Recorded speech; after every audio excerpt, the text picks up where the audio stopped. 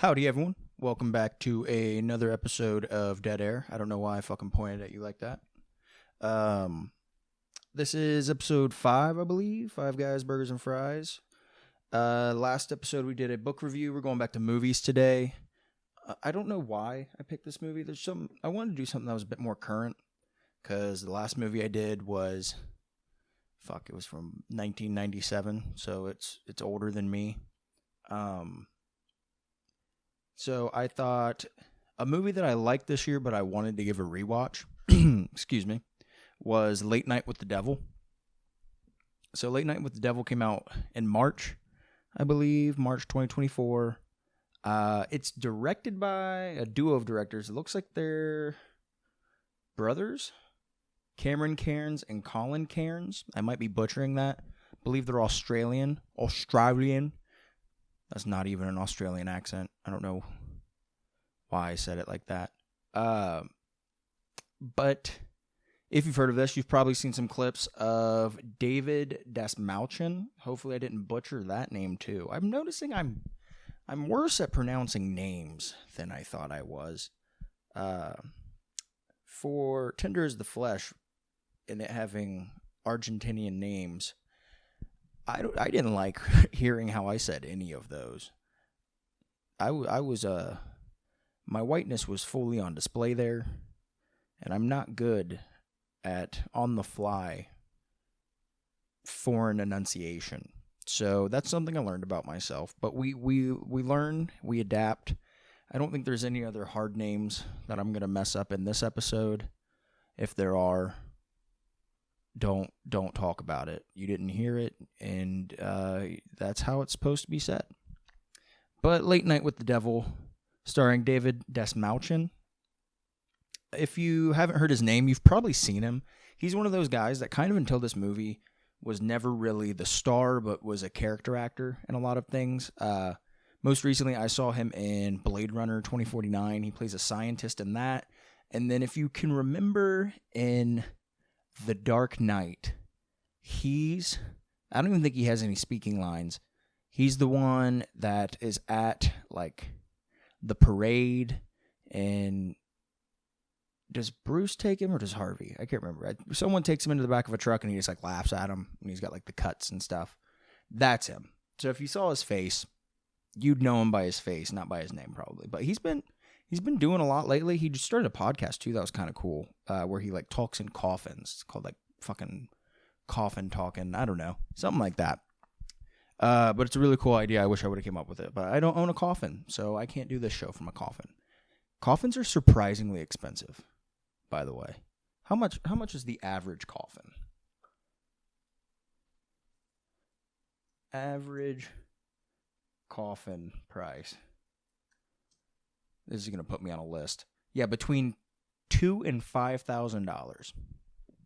Hey, just put me in the dirt. Just put me in the dirt. Don't cover me in wood. Put me in the dirt. Let the worms eat me.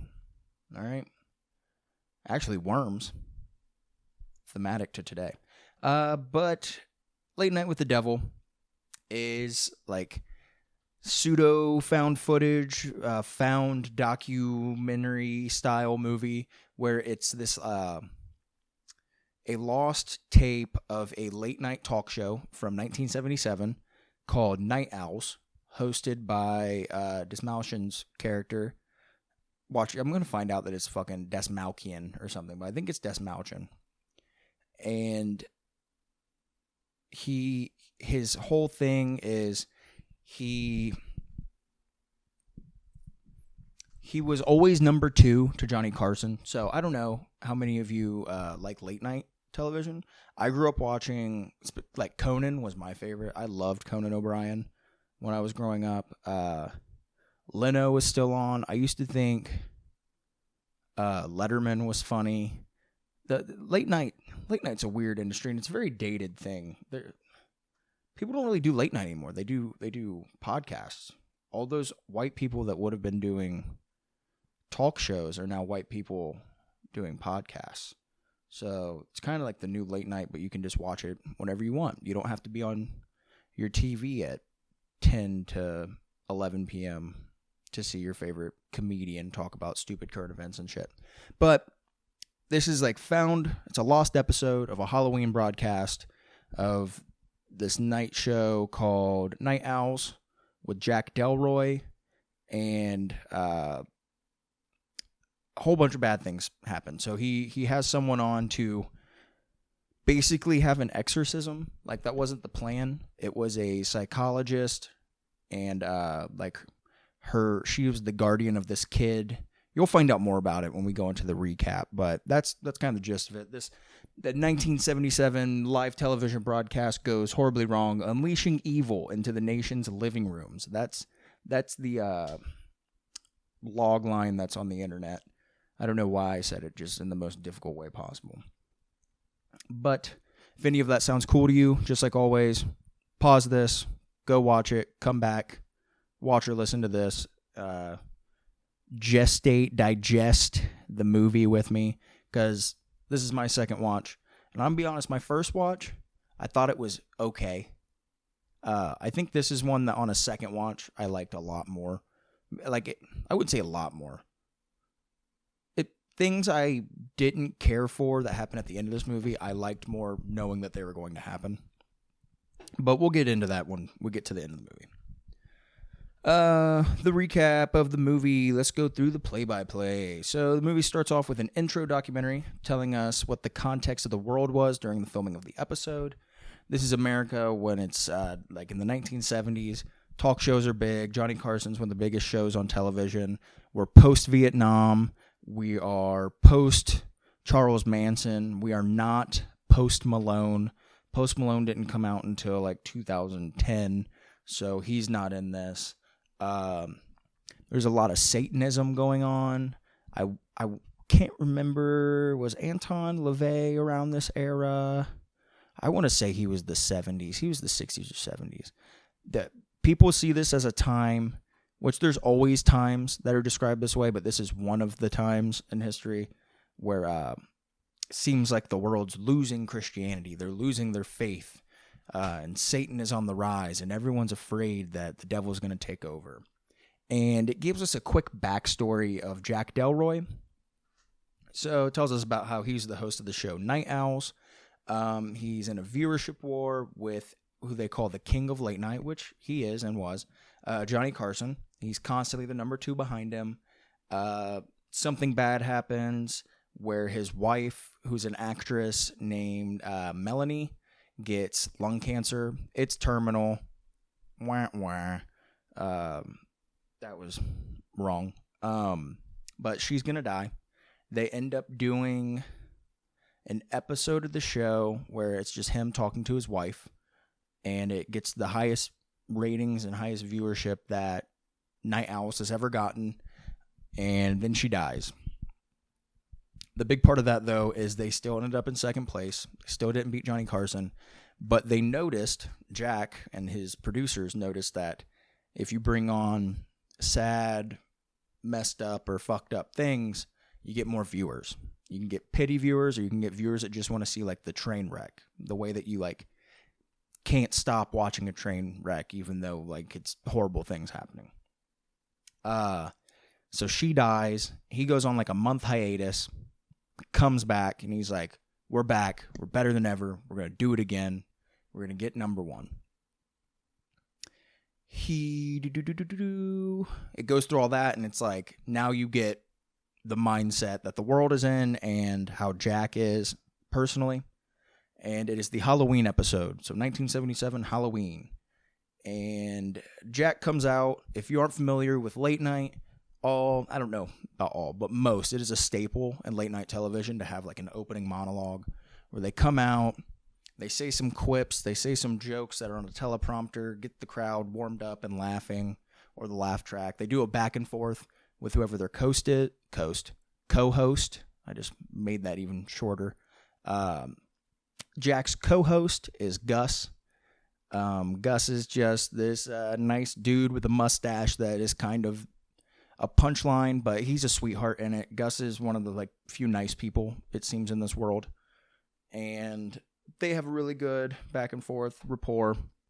I thought this did a really good job of immersing, me in the movie, just because I do like late night. I haven't really watched late night in a long time. Like I said, it's not as big. I guess it's not as big for my generation, or especially the generation under me.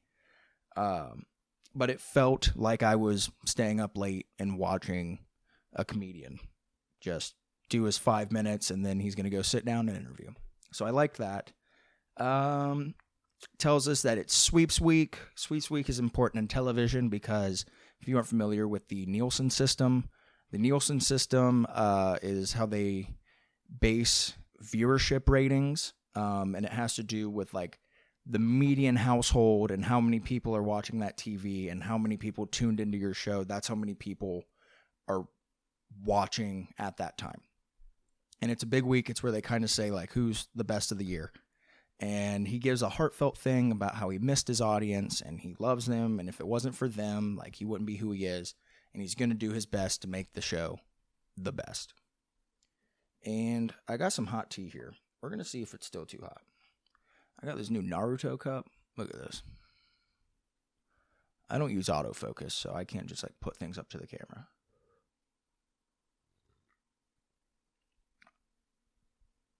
Oh, that slams, dude. Oh my god. I just nutted. Not in my tea. So I made London Fog tea.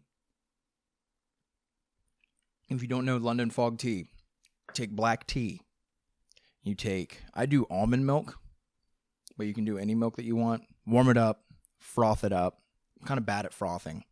I have like a really cheap frother I got from Kroger, so it's not very frothy. The frothier, the better. That's what she said. And you put a little vanilla in there. A little vanilla simple, or syrup, not simple syrup. It's not a cocktail. You could probably make this cocktail. And put that together. If you do it with almond milk and the vanilla, it kind of tastes like Fruity Pebbles. So I'm just putting Fruity Pebbles on my lips and my tongue, on my mouth. But yeah, that's delicious. We'll go back into this. Sorry, weird tangent about that tea. Let me get one more sip before we go. Oh, yeah. Yeah, that's the stuff right there, baby. Where were we? The opening monologue, Nielsen, blah, blah, blah. My wife died. I love you guys. You're my audience. First guest comes out. It's a guy named Christo. Christo is supposedly a medium. He talks to spirits. He comes out, and the whole ordeal with the episode is he's got 3 guests. And the first guest, being Christo, he's going to come out and do with the audience, trying to figure out if he can connect with someone in the audience. And comes out, kind of flops. Has like one of the funnier moments in the movie where he talks to this random guy, and he's like, Peterman, I'm feeling a Peterman in here. And this guy stands up and he goes, Peterman? And he's like, oh, that's your name? He's like, no, that's my wife's name. And he's like, oh, your wife's passed on? And he's like, yeah, passed on to another man. She left me years ago. It's like, oh, I'm so sorry to hear that. And I'm not sorry. My golf game's never been better. And this guy's just like stealing the show. And there's also this guy dressed in a skeleton costume next to him that is, I'm just going to go ahead and put out there because like this is spoiler full. He's kind of a red herring at first because he was also advertised in it, and you feel like the whole time the way the camera lines up, they use the rule of thirds on him to always have him somewhere pivotal in frame, but he's only shown like 3 times in the movie. And he comes up again later, but you kind of have to be paying attention. He's easy to miss on the first time. A lot easier to notice when you're looking for hints of stuff in the background. But he's there, and finally he's like connecting. He's like, all right, I'm going to connect with someone else. Connects with this mother and daughter. He talks to them about the mother's son who died recently, named Edmund. It's pretty heartfelt. It gets the audience to go, oh, he can do it. They get to where they're about to end the bit, and he starts freaking out. Christo's like, oh my God, no, who is it? Who am I talking to? And he starts saying, is there a mini? Does someone know a mini? Is there a mini in the world? Is there a mini in the house? And everyone's like, no. So they cut back. They go to commercial. The second guest comes out. It is a man named Carmichael Haig. Carmichael Haig. I think it's Haig. I didn't write down his last name. And, I skipped something. Before they come back, we get the first behind-the-scenes shot. So there's found footage in this also that is shot in black and white. And it's someone, or there's normally two cameras because they give different angles and stuff. Someone just following around in black and white. And you can tell it's different because, well, the color changed. But also it's widescreen. And I didn't say, but Night Owls is filmed in 4:3 because it was made for TV. And I'll get into it later when I'm talking about like how I feel about the movie, but I thought it was really cool the way they jumped around with the different aspect ratios in this movie. Jack is talking to his sleazy producer named, what is his name? Leo? Yeah, Leo Fisk. And he's like, man, that kind of freaked me out. Like, that didn't exactly go how we planned. And Leo's just kind of like, oh, no, it's fine. Like, ratings are going up a bit. Like, people freaked out. We'll be cool. Just keep going with it. They come back. Carmichael Haig comes in, and this guy's a skeptic. So Carmichael's whole job is he used to be a magician and a hypnotist, and he was like the best in the world. He's kind of like the Houdini of this era. And now his job is he goes and he debunks what other people are doing and proves that it's not real. So his job is to come on here, and he's going to dichotomize between him and Christo. He's going to try to show like, well, this is what Christo's doing. Like, Christo's a phony. He's just here to like take people's money.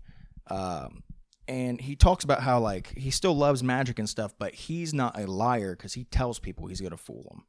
He doesn't like when people like mediums and psychics are like, I can help you, give me your money. And then they're tricking people. So he's his own little hero in his world. And he started a group called IFSIP. It is the International Federation of Scientific Investigation of the Paranormal. IFSIP, very small name, very condensed. International Federation of Scientific Investigation of the Paranormal. Say that 43 times fast. If you can say that 43 times fast, I'll give you $1. To the first person, not all of you. Carmichael and his institute are offering $100,000 to anyone who can prove that the paranormal is real. So his whole shtick is he like always has his check on him. He goes, I'll sign it if you can prove it. Carmichael and Christo get into it. They start yelling at each other. Christo gets up, throws water on Carmichael, and storms off the stage. And Jack goes, wait, I think you were trying to connect with me earlier. And they're like, what? What do you mean? He's like, Minnie was my nickname for Melanie, my wife. And only me and Melanie knew that I called her Minnie. So I think it was her trying to speak with me. And Carmichael's like, all right, well, if that's real then, and Christo can prove it, I'll up it to $500,000 instead of $100,000. So they're arguing again, and Christo starts convulsing and stuff, tripping balls, and starts puking up this horribly CGI'd, like, black bile, like he's the Exorcist. This is one of my least favorite parts of the movie.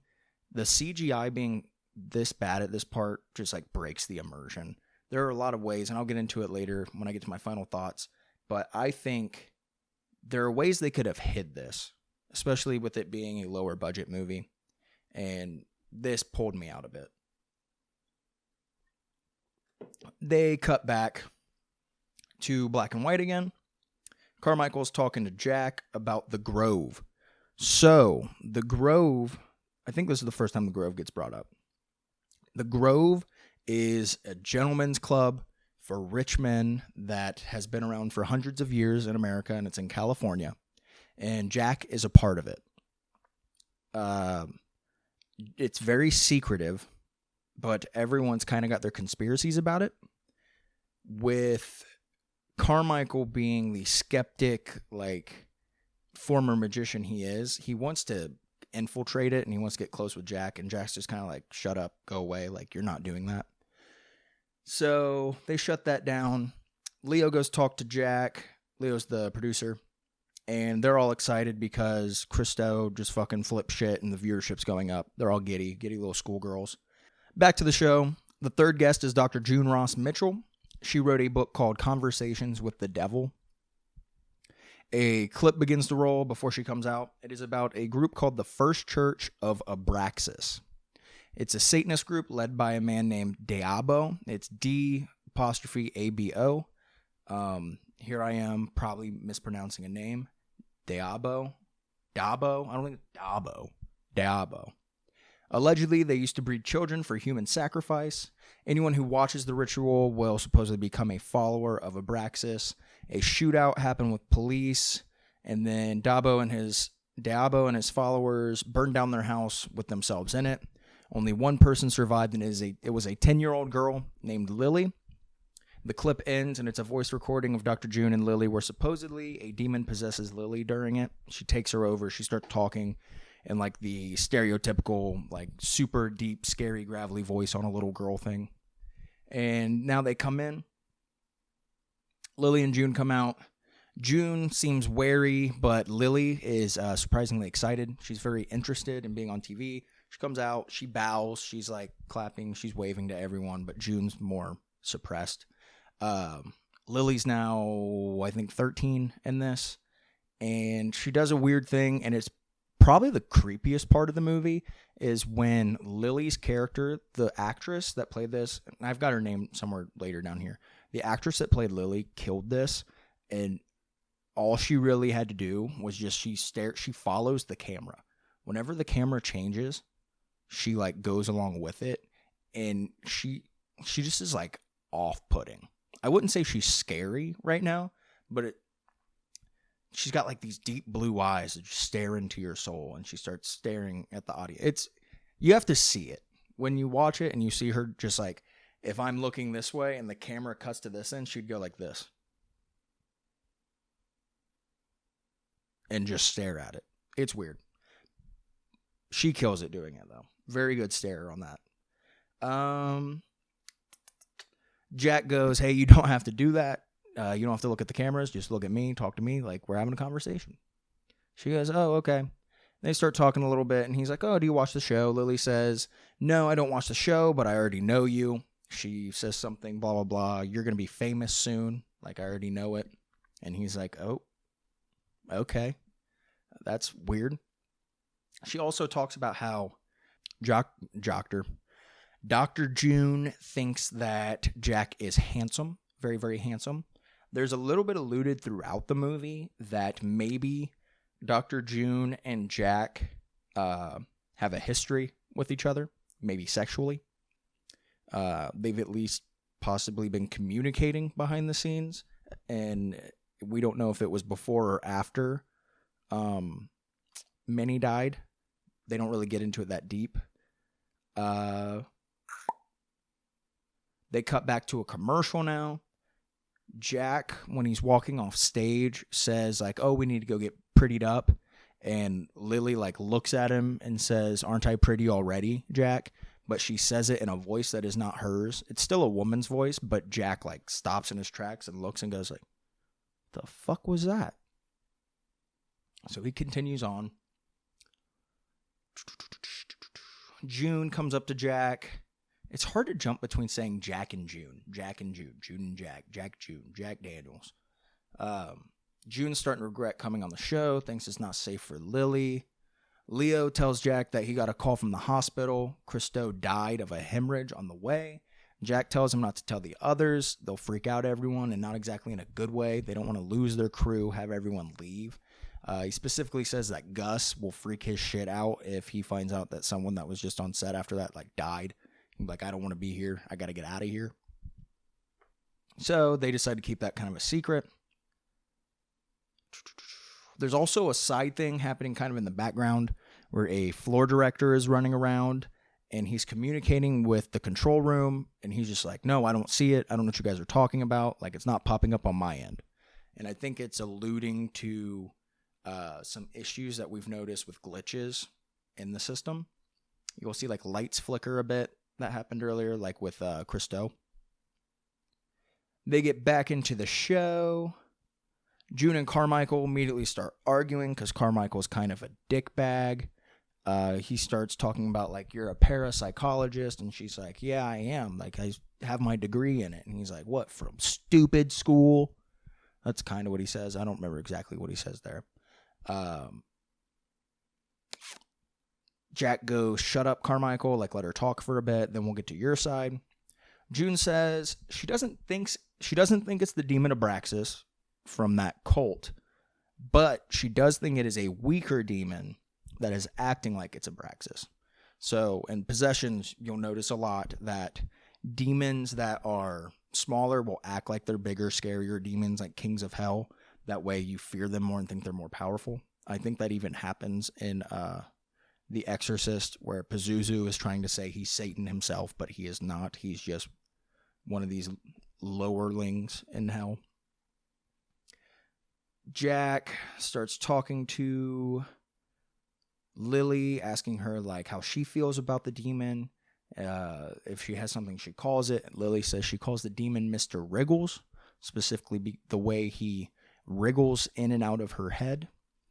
There's a big glitch in the electrical system. Lily says it was Mr. Wriggles. Carmichael just says it was feedback. He goes, no, as you can see, and as I've done before, I can prove that all of this is fake.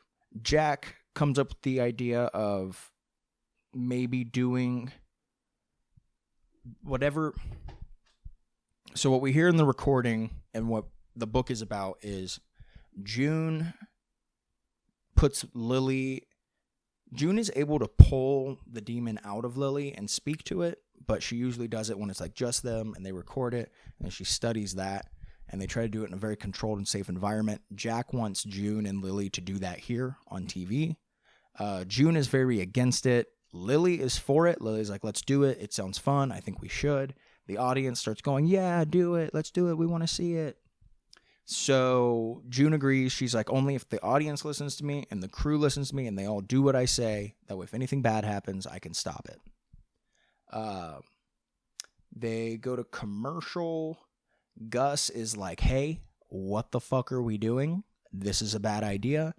Jack's like, no, like this is how we get viewers, blah, blah, blah. And Gus is like, I know Christo died. I know he died, and you're going to make things worse if you keep going along with this. He's like, or no, he's not talking to Jack about this. I think he's talking to Leo. And Leo is like, eat shit, shut up, go do your job. Eat shit, shut up, go do your job.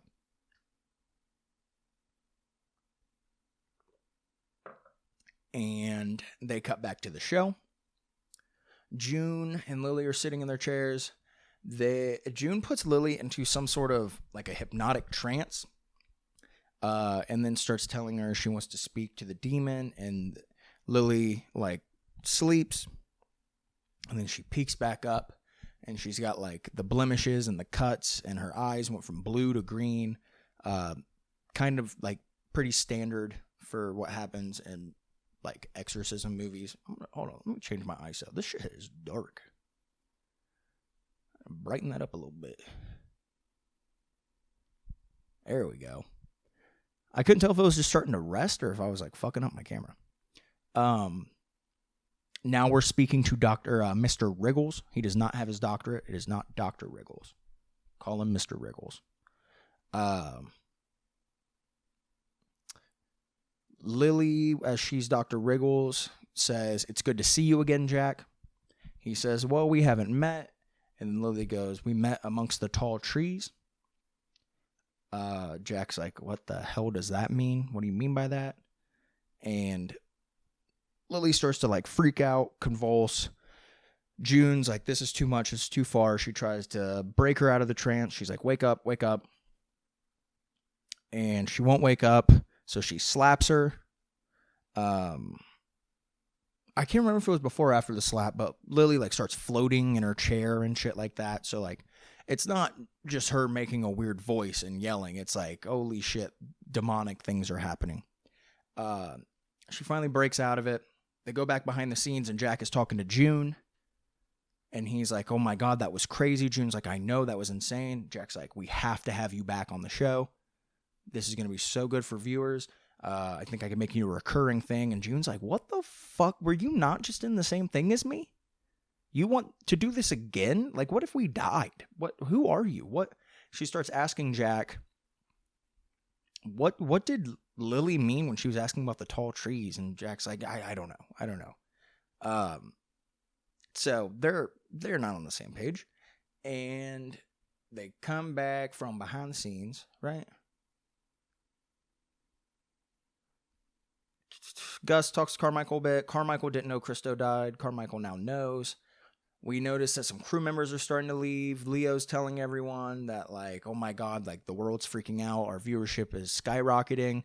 There's a global communications meeting going on because of our broadcast. And Leo and Jack are like, holy shit, we're doing it. Like, this is going to be it. We go back to the show. Carmichael claims that June hypnotized Lily and the audience into seeing the demon and the levitation that they showed. Jack goes, and I can prove it. Carmichael takes Gus as his volunteer, unwillingly, and he goes to hypnotize him in the audience. He brings up to him, so he pulls up like a pocket watch. He's waving that shit at him, and it starts twisting, and they show it to the camera to show like the audience is getting hypnotized. And he starts talking to him, and he goes like, worms. I hear you're afraid of worms. And he goes, God, yeah, I hate worms. He brings up his vermophobia, which is a new word for you. I didn't know. Vermophobia means fear of worms. I'm assuming that's a real word. Let's find out. Vermophobia.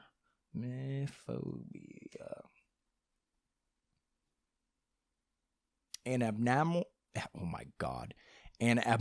fear of being infested with worms. So it's not just a fear of worms. He's afraid that he's going to be full of worms. And Jack starts going like, Gus starts going like, yeah, I hate worms. And he's like, wow, is it like hot in here? Like I'm itchy. I'm really itchy. And he goes, there's something on your neck, Gus. He goes, yeah, I cut myself shaving. And he like touches his neck, and there's a big hole, and he pulls a worm out of it. And this part's really cool. Pulls a worm out of it, and he's like, oh my God, they're in me. And he like starts ripping his shirt off, and he's like pulling down to his stomach, and he just starts ripping his stomach open, and worms are falling out of him. The whole crowd's going crazy, except for Lily. Lily's laughing. Lily's like, why is Gus being so silly? Why is he being so funny? Cuts back, and Gus has a big old worm that shoots out of his eye. And then Carmichael's like, wake up. And he's like, I command thee, wake up. Or says some shit like that and fucking snaps at him. And everything's back to normal. Gus is just standing on top of a chair with his shirt like off. And he's like, how'd I get like this? And Carmichael's like, voila, I did my act. I have hypnotized all of you. He's like, I just proved that I could hypnotize the entire audience and all the people here into seeing what I wanted them to see. And Jack's like, there's no way that wasn't real. Like, we know what we saw. Run the playback. Like, play the footage back, show us. And it cuts back to the footage, and they're watching it play by play. And it's just Gus and Carmichael talking, and Carmichael's like, you're getting really hot. You're getting really itchy. You're full of worms. And they all freaked out, and nothing happened.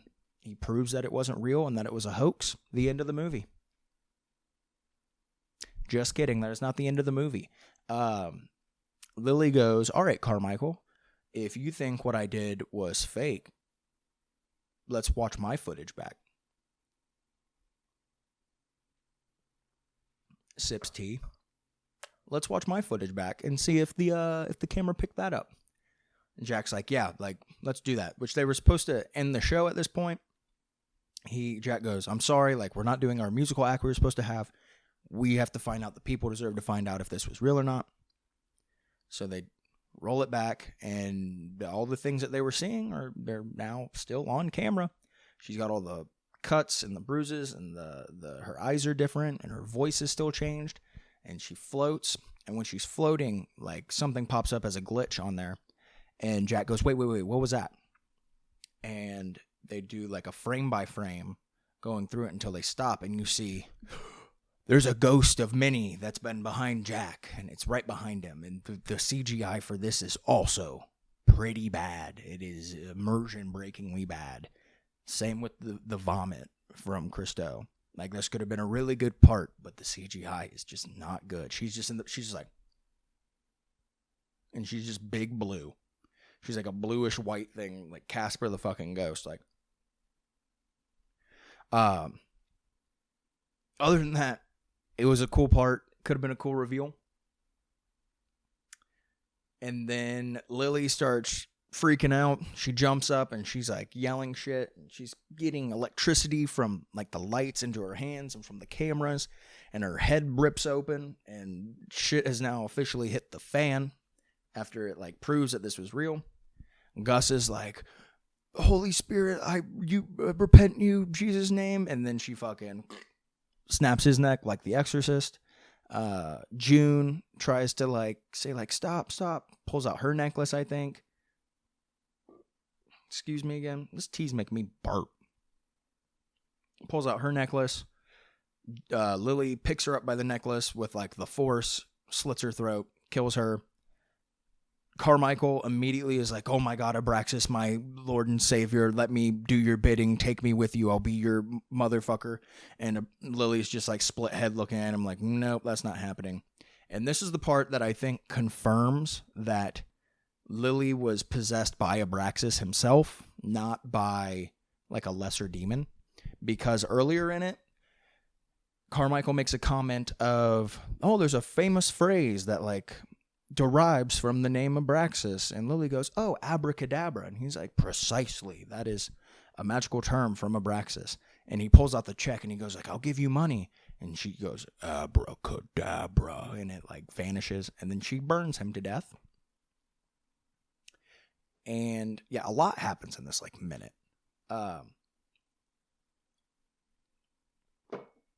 Jack's now the only one left. And then like a snap happens. And we're back to like the beginning of the show. He's being reintroduced, but Jack's like, he knows something's wrong, but everyone else in the audience is normal and everyone around him. And then it's like jumping to him being in different, he's like reliving past shows he's already done. And we get an angle where the aspect changes again. So instead of being black and white or being in 4:3 like it was made for television, it's now in like the contemporary like 1080p style of widescreen.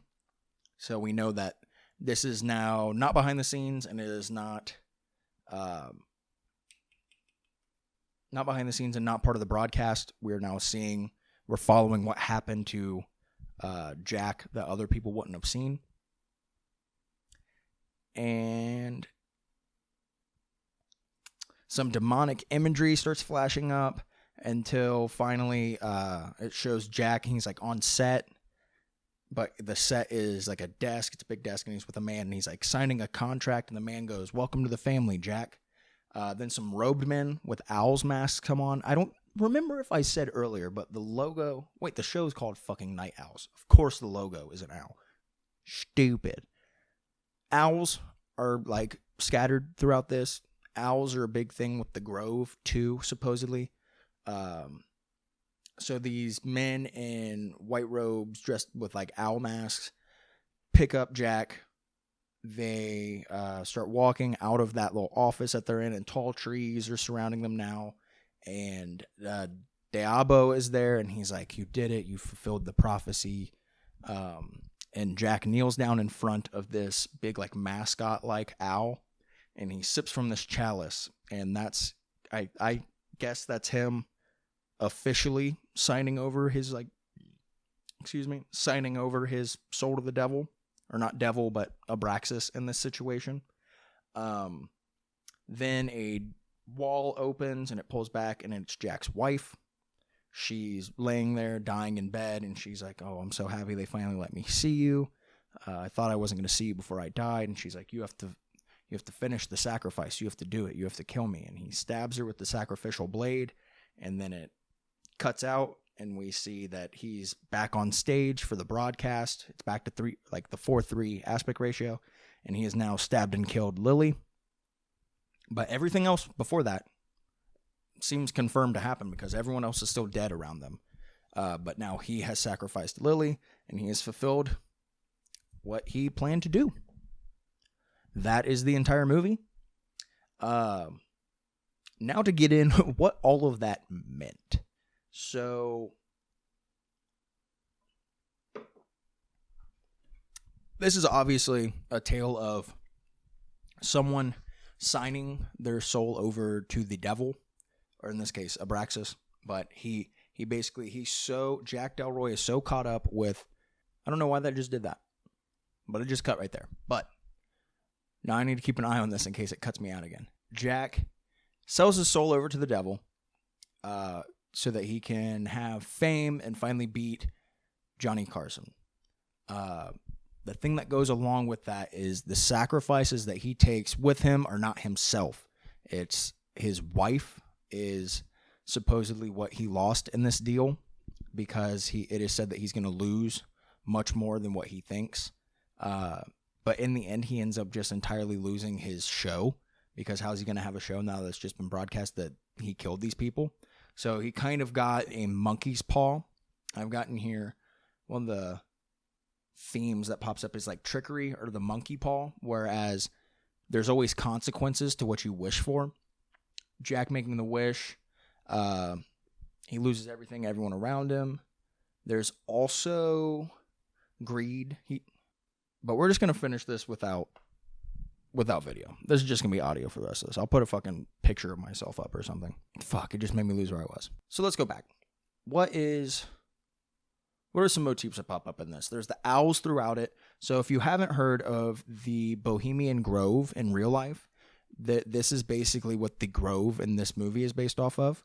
It is an actual thing that's been around since the 1800s. It's had famous people from the likes of, I think I read, Mark Twain and Clint Eastwood were in it, to also like Richard Nixon and Ronald Reagan. So it's a diverse group of white men. Ronald Reagan and Nixon we know to be stellar human beings. They did nothing but good things, right? No bad things on their record. There's worms throughout it. So there's a comment made in it about like Jack's wife rotting with the worms. And then of course there's the vermiophobia of what Gus feels. So I think that goes along with also the skeleton man that's through this. And these things are symbolizing the death that is all around Jack now because of the deal that he has made. Everything around him is decayed and dying. So he might actually get what he wished for, but at what cost? I mentioned earlier how the skeleton man pops up again later when they're in the tall trees and he's like leaning over in front of the big owl man.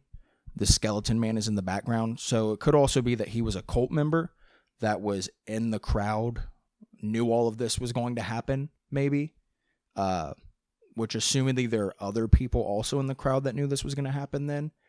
I think maybe even some more people. They just weren't dressed in a recognizable way as much as the skeleton man was. There's also the main sponsorship they talk about in the movie was a group called Cavendish, which you see at the very beginning. Their logo is a handshake and it says, "Let's shake on it." I thought that was a little clever thing about making a deal with the devil. Another, like the main theme of it also is everyone in the show seems to be using others to become famous, or at least to gain something in their life. That's never just going through themselves. They're sacrificing someone else. So like June is using Lily to get what she wants. Carmichael uses other magicians and stuff to get what he wants. Jack, of course, used Minnie and the audience and the people, his guests on his show, to get what he wants. The Grove is using Jack. Leo's using Jack. All these things are happening because they all will do anything to get what they want. We don't know exactly what like Abraxas and them want, but we do know like the whole reason that Abraxas would want to be on the TV show is when we hear about like Diabo and his group, when they say what do you say? It was, if you witness the sacrifice or the ritual, you become a follower. So what's the best way to get millions of people to become followers immediately? Have them all watching this live television broadcast where they see the ritual happen. So that's another reason why it was Abraxas and Lily and not just some smaller demon, because now everyone that has watched that episode has become supposedly a follower of Abraxas. There's a lot of cool symbolism and stuff that goes along with this. And I do... Carmichael himself, I didn't even bring it up. He's based on a real person. What was his name? I wrote it down somewhere.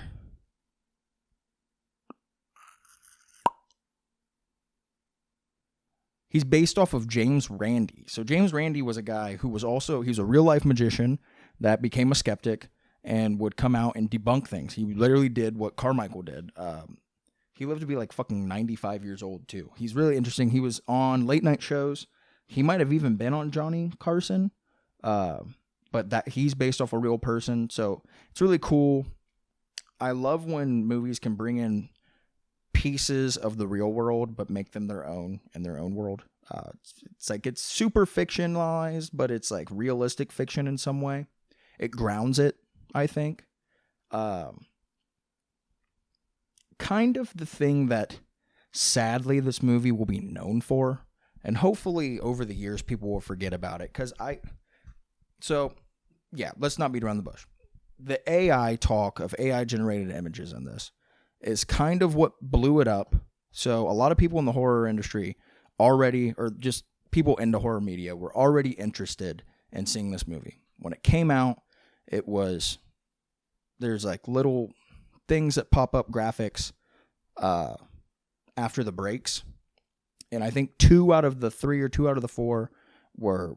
pretty obviously, if you paused them and looked at them, AI generated. And they came out and they were open about it. Like, yeah, we used AI on that. And everyone was just like, fuck this movie. This movie's terrible. Like, we can't go see that now. And I get it.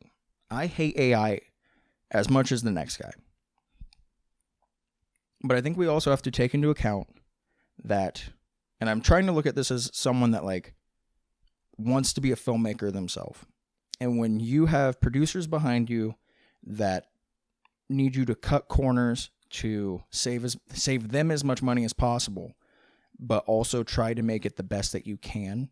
And I think the budget for this was like $1 million, $1.5 million, which is considered no budget in the industry. Like, that's how much $1 million is it doesn't really add up to that much. And I get you're cutting the corners at graphics. I get it. If you have to pick something, why not it be this 2-second graphic that popped up? Also, it was most likely filmed around like quarantine during COVID, which is kind of not an excuse because there were so many people out of work and everything was remote. You probably could have paid an artist that they would have been like, I'll do it for cheaper because I need fucking work. It's just, what I'm trying to say is I understand kind of why they did it. I just hope that the creators learn from this and they don't do it anymore, especially now that they have a success with Late Night with the Devil, because it is a successful movie. The movie succeeded. I think it made, I want to say it made like $15 to $20 million off of that $1 million budget. So like, it's a big profit, marginally wise. And if you have to do that with your first movie to prove yourself, all right, you got it out of the way. Don't do it anymore. You know what I'm saying? So, yes, AI is bad, but still go see this movie. The movie's great. The first time I watched it, I just thought it was good. I would say it is a great movie. I think over time, it's going to get a better following too, because just the aesthetic of the movie, the 1970s, like late night talk show, you don't see often. It's going to grow a following around that. I could see people watching this a lot, like in October around Halloween, putting in their like 31 movies to watch in October list. I think people are really going to grow fond of this movie, and it's going to get a wider audience being shown for years, which would be the best for it.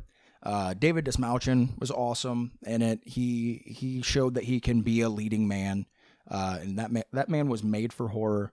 He cares about the genre. I want to see him in whatever he does, and I want to see him do the best and succeed. The girl who played Lily, her name was Ingrid Torelli. She's super young. I don't know how old she is, but like horror was made for her. She's got a knack for it. She was very uncomfy in this.